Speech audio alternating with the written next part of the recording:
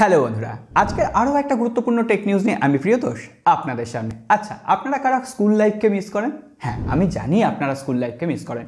তো আপনাদের স্কুল লাইফে এমন কোনো মেমোরি আছে যেটা আমাদের সাথে শেয়ার করা যায়? কমেন্ট বক্সে আজকে তাহলে ওই মেমোরিটাই শেয়ার করে নেওয়া যায়। হ্যাঁ, আমি কথা দিচ্ছি, আমিও পিন কমেন্টে আমার একটা মেমোরি শেয়ার করব। যাই হোক, স্কুল লাইফে কিন্তু আমরা সকলেই অ্যাটেন্ডেন্স দিতাম বস। আজকেও তাহলে অ্যাটেন্ডেন্সটা দিয়ে দিন। দেখুন আমাদের এখানে লাইক বাটনটা রয়েছে, ওটাই আপনার অ্যাটেন্ডেন্স, তাহলে দিয়ে দিন। আর চলুন তাহলে গুটি গুটি পাই টেক নিউজ শুরু করি। টেক নিউজ শুরুতেই আজকে স্যামসাংয়ের কথা বলতে হয়। গতকাল স্যামসাংয়ের পরীক্ষা ছিল, স্যামসাংয়ের আনপ্যাকড ইভেন্ট ছিল। স্যামসাং 3টে স্মার্টফোন লঞ্চ করে দিয়েছে, Samsung Galaxy S23, S23 plus এবং S23 আলট্রা। মোটামুটি স্পেসিফিকেশনে খুব একটা যে আপগ্রেডেশন রয়েছে তেমনটা নয়, শুধুমাত্র S23 আলট্রা যে ফোনটায় 200 মেগাপিক্সেলের ক্যামেরা অ্যাড হয়েছে আর কোয়ালকম স্ন্যাপড্রাগন 8 জেনারেশন 2 চিপসেট ব্যবহার করা হয়েছে। বাদবাকি স্পেসিফিকেশন নিয়ে আজকে কথা বলছি না, অলরেডি এটা নিয়ে ডেডিকেটেড ভিডিও আছে, আপনাদের সামনেও দিয়ে দিলাম। তবে হ্যাঁ, এই অচিলায় কিন্তু স্যামসাং তাদের স্মার্টফোনগুলোর দাম বেশ কিছুটা বাড়িয়ে দিয়েছে। যেমন স্যামসাং গ্যালাক্সি S23 ফোনটা শুরু হচ্ছে 75,000 রুপি থেকে, আর বাংলাদেশে যখন যাবে এটাই দেখবেন 1 লাখ টাকার উপরে হয়ে গেছে। আর S23 প্লাস যে ফোনটা, সেটার দাম শুরু হচ্ছে 95,000 রুপি, বাংলাদেশে প্রায় 1,25,000 বা 20,000 টাকার আশেপাশে। অন্যদিকে S23 আলট্রা যে ফোনটা 1,25,000 রুপি, যেটা বাংলাদেশে প্রায় 1,60,000 টাকার আশেপাশে লঞ্চ হবে, আর বাংলাদেশে অফিসিয়ালি লঞ্চ হবে। প্রাইস পয়েন্ট কেমন লাগলো সেটা অবশ্যই কমেন্ট করে লিখে যান। তবে এত কিছুর পরও কিন্তু স্যামসাংয়ের একটা জিনিস আমার সব থেকে বেশি ভালো লেগেছে। স্যামসাং যে কোয়ালকম স্ন্যাপড্রাগন 8 জেনারেশন 2 চিপসেটটা ব্যবহার করেছে, সেটার জন্য কিন্তু স্যামসাং কোয়ালকমের সাথে একটা কোলাবোরেশন করেছে এবং তারা চিপসেটটাকে একটু ওভার বুস্ট করেছে যাতে পারফরমেন্স ভালো দেওয়া যায়, ফোনটাকে বেশি ভালোভাবে অপটিমাইজ করা যায়। এছাড়াও স্যামসাং কিন্তু কোয়ালকম, মাইক্রোসফট, গুগল এবং মেটার সাথে একটা কোলাবোরেশন করেছে। স্যামসাং একটা ফিউচারিস্টিক VR হেডসেটের ওপর কাজ করছে এবং এই ফিউচারিস্টিক যে হেডসেটটা, সেটা কিন্তু এই 3D অ্যানিমেশনের ওপর কাজ করবে। এমনকি এটাও বলা হচ্ছে এই VR হেডসেট দিয়ে ভার্চুয়াল রিয়েলিটির আলটিমেট স্বাদটা নেওয়া যাবে। সো দেখা যাক, অবশ্যই এই VR সেটের জন্য আমরা ওয়েট করবো, যখন লঞ্চ করবে আবার খবর দিয়ে দেবো। আর তার জন্যই বলি, এই সমস্ত খবর আগে পাওয়ার জন্য অবশ্যই সাবস্ক্রাইব করে রাখবেন। চ্যাট জিপিটিকে নিয়ে এখন চারিদিকে উথাল পাথাল চলছে। কেউ কেউ বলছেন চ্যাট জিপিটি একটা আধুনিক দরজা খুলে দেবে, আবার কেউ কেউ বলছেন চ্যাট জিপিটি অনেকের চাকরি নষ্ট করে দেবে, আবার সেটা অনেক বিপদের আশঙ্কা ডেকে আনতে পারে। বিশেষ করে ডার্ক ওয়েবের সঙ্গে চ্যাট জিপিটির বেশ কিছু যোগ সাজস কিন্তু খুঁজে পাওয়া গেছে। কিন্তু এর মধ্যেই চ্যাট জিপিটির একটা পেড ভার্সন কিন্তু অ্যানাউন্স করে দেওয়া হয়েছে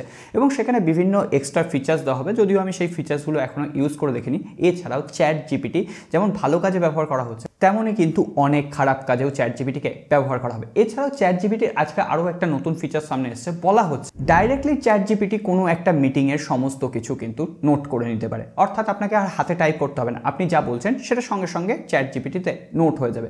কিন্তু সবথেকে আজকে যে ভয়ানক খবরটা, সেটা হচ্ছে অনেক সাইবার ক্রাইম যারা করেন তারা বা হ্যাকাররা চ্যাট জিপিটিকে ব্যবহার করছেন তাদের নলেজ বাড়ানোর জন্য। হয়তো how to hack Gmail account, এটা বলা হলো। গুগলে যেগুলো রেস্ট্রিক্টেড থাকে, চ্যাট জিপিটির ক্ষেত্রে এখনো পর্যন্ত এই রেস্ট্রিকশনটা নেই।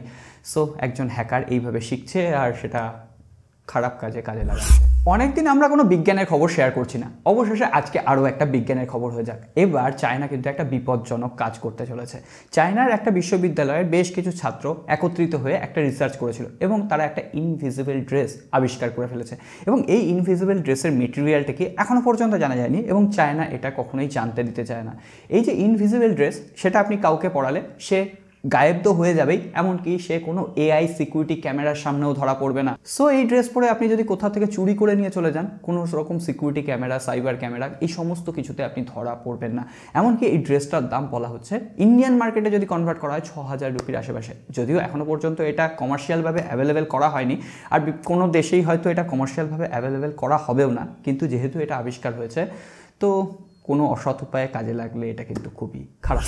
এরপর চলে আসি ভিভোর খবরে। ভিভোর তরফ থেকে ভিভো V27 সিরিজ লঞ্চ করবে, সেটা হয়তো ফেব্রুয়ারির শেষের দিকে লঞ্চ করবে। কিন্তু তারই আগে ভিভোর তরফ থেকে আরও একটা mid budget category smartphone launch করবে, ভিভো Y100।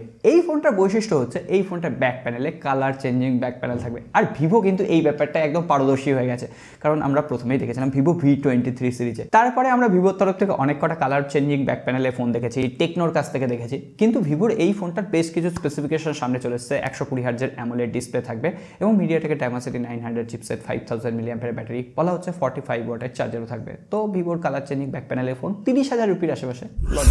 অবশেষে মার্কেটে আসতে চলেছে টেকনোর তরফ থেকে আরও একটা ফোল্ডিং স্মার্টফোন। যদিও এই ফোনটাকে নিয়ে গত কয়েক সপ্তাহ থেকেই খবর আসছে, এমন কিছু টাইমও নেয়নি টেকনো, তার মধ্যেই বলা হচ্ছে এই ফোল্ডিং ফোনটা লঞ্চ করবে। তার থেকেও বড় কথা, এই ফোল্ডিং ফোনটার ফার্স্ট লুক কেমন হবে সেটাও সামনে চলে এসেছে, হিন্টস দেখা যাচ্ছে। হ্যাঁ, আমরা টেকনোর কাছ থেকে প্রথমেই স্যামসাংয়ের মতো টেকনোলজি আশা করতে পারি না, কিন্তু টেকনো যদি কম দামে একটা ফোল্ডিং ফোন লঞ্চ করে বসে না, তাহলে কামাল হয়ে যাবে। আর বলা হচ্ছে এই ফোল্ডিং ফোনটা খুব একটা দেরিতেও লঞ্চ হবে না, ফেব্রুয়ারির শেষের দিকেই হয়তো লঞ্চ হয়ে যাবে। এই মডেল নাম্বার হচ্ছে টেকনো ফ্যান্টম ভি ফোল্ড। একটা লঞ্চ ইভেন্ট শেষ হয়েছে, এবার OnePlus-এর লঞ্চ ইভেন্টের জন্য ওয়েট করা বাকি। 7 তারিখ 7ই ফেব্রুয়ারি ইন্ডিয়ান মার্কেটে OnePlus-এর বড়সড় launch event OnePlus 11, OnePlus 11R launch করবে। অবশেষে OnePlus 11 এবং OnePlus 11R এর কনফার্ম দাম কত হবে সেটা সামনে চলে এসেছে। বলা হচ্ছে OnePlus 11 যে ফোনটা 16GB 256GB যে ভ্যারিয়েন্টটা একদম আপার ভ্যারিয়েন্ট, সেটা লঞ্চ হবে 61,000 রুপির আশেপাশে। তো এর যে নিচের ভ্যারিয়েন্টটা সেটা আপনারা ধরে রাখতে পারেন ওই 55,000 রুপির আশেপাশে, বাংলাদেশে প্রায় 70,000 টাকার আশেপাশে। কিন্তু OnePlus 11R এই ফোনটার খবর এসেছিল বেশ কিছুদিন আগে 35 থেকে 37,000 রুপিতে লঞ্চ করবে, কিন্তু আজকে বলা হচ্ছে এরও আপার ভ্যারিয়েন্টটা 42,999 রুপিতে লঞ্চ করবে। তো সেক্ষেত্রে আমরা ধারণা করতে পারি যে লোয়ার ভ্যারিয়েন্টটা থাকবে 8GB 128GB, সেটা কিন্তু মোটামুটি ওই 35,000 রুপিতেই লঞ্চ করছে। আজকে রিয়েলমির খবরে বলবো, রিয়েলমির পক্ষ থেকে যে কোকোকোলা এডিশনের ফোনটা লঞ্চ হওয়ার কথা ছিল সেটা রিয়েলমি 10 হচ্ছে না, রিয়েলমি 10 প্রো হচ্ছে। এমনকি সেই ফোনটার অফিসিয়াল টিজার থেকে জানা গেছে ওই ফোনটা 10ই ফেব্রুয়ারি লঞ্চ করছে, এই আর কয়েকদিন বাদেই লঞ্চ করবে। স্পেসিফিকেশন হুবহু এক থাকবে, এমনকি বলা হচ্ছে দামটাও এক থাকবে, শুধুমাত্র পেছনের দিকে কোকোকোলার ব্র্যান্ডিং থাকবে। কিন্তু আপনি আপনার পয়সা দিয়ে ফোন কিনছেন এবং আপনার ফোনে কোকোকোলার বিজ্ঞাপন সহ্য করবেন তো? কিন্তু এত কিছুর পরও রিয়েলমির সব থেকে যে ফোনটাকে আমার পছন্দ হয়েছে রিয়েলমি জিটি নিও 5, ওই ফোনটার লঞ্চ ডেটও আজকে সামনে চলেছে। দাম কত হবে, স্পেসিফিকেশন কত হবে, এগুলো আগেই বলে দিয়েছিলাম। 9ই ফেব্রুয়ারি ওই ফোনটাও লঞ্চ হয়ে যাচ্ছে। বলা হচ্ছে ইন্ডিয়ান মার্কেটে 35,000 রুপিতে লঞ্চ হবে। কোয়ালকম স্ন্যাপড্রাগন 8 জেনারেশন 1 চিপসেট রয়েছে, ফ্ল্যাগশিপ লেভেলের ফোন। আর পেছনের দিকে বলেছিলাম নাথিংয়ের মতো একটা এলইডি স্ট্র্যাপও ব্যবহার করা হচ্ছে। তবে সবশেষে বলে দিই, পোকোর তরফ থেকে পোকো F5 এবং পোকো F5 Pro এই দুটো স্মার্টফোন লঞ্চ হচ্ছে। যদিও দুটো নতুন স্মার্টফোন নয়, রেডমি K60 সিরিজ যেটা লঞ্চ করেছিল সেটাই রিব্র্যান্ডেড হয়ে আসবে। পোকো F5 Pro যে ফোনটা সেটা বলা হচ্ছে 35,000 বা 30,000 রুপির আশেপাশে লঞ্চ করবে এবং সেখানে কোয়ালকম স্ন্যাপড্রাগন 8 জেনারেশন 1 চিপসেট থাকবে। আর পোকো F5 যে ফোনটা সেখানে মিডিয়াটেকের ডায়মেনসিটি 8200 চিপসেট থাকবে এবং সেখানে 2K ডিসপ্লে, অ্যামোলেড ডিসপ্লে থাকবে এবং দুটো ফোনেই নাকি ওয়্যারলেস চার্জিং টেকনোলজি থাকবে। 30,000 রুপির নিচে যদি পোকো F5ও পাওয়া যায় মোটামুটি 26,000 রুপিতে, তাহলে বলবো ওই প্রাইস পয়েন্টে অসাধারণ একটা ডিভাইস। পাওয়ারফুল তো বটেই, তার সঙ্গে সঙ্গে বিভিন্ন ধরনের ফিচার্স রয়েছে, ওয়্যারলেস চার্জিং রয়েছে, নাথিংকে পুরো কিল করে দেবে। আপনি একটা জিনিসকে কিল করে দিন তো, হ্যাঁ, সাবস্ক্রাইব বাটনটাকে বস নতুন হয়ে থাকলে লাইক করে যাবেন। না মানে গুলিয়ে ফেলেছি, নতুন হয়ে থাকলে সাবস্ক্রাইব করবেন, আর আপনি পুরনো হন নতুন হন লাইক বাটনটা প্রেস করে দিয়ে যান। আর সকলে ভালো থাকবেন, সুস্থ থাকবেন, দেখা হবে আগামী।